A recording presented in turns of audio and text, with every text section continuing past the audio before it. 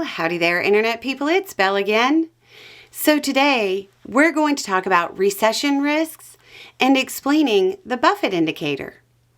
So recently, we talked about the Oracle of Omaha, Warren Buffett, and his current trend of building up a large stockpile. We're talking about billions upon billions of cash and liquid assets.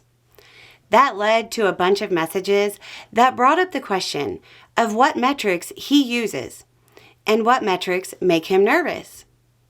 If I knew every metric he used, I'd be a day trader. But I do know one he's probably motivated by, the one that bears his name, the Buffett Indicator. How does it work and what does it do, right? To keep it simple and just skip over the debate over which index to use, it's a comparison of the value of the stock market to the gross domestic product. According to Buffett, if the stock market value is over 200% of the GDP, it means stocks are overvalued and you're playing with fire.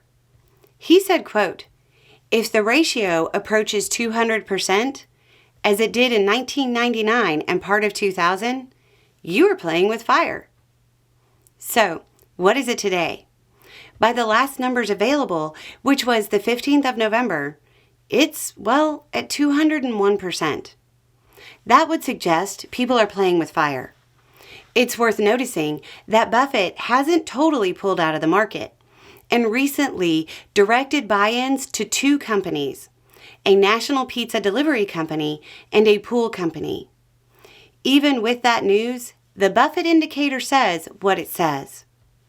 In related news, a strategist for BCA Research has said he believes the risk of recession in the next year to now be 75%.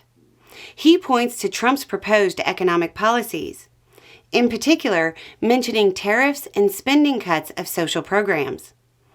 On tariffs and the idea that some believe Trump's tariff stance is just a negotiating tool, he said, quote, "For Trump, tariffs are not a means to an end. They are the end in themselves.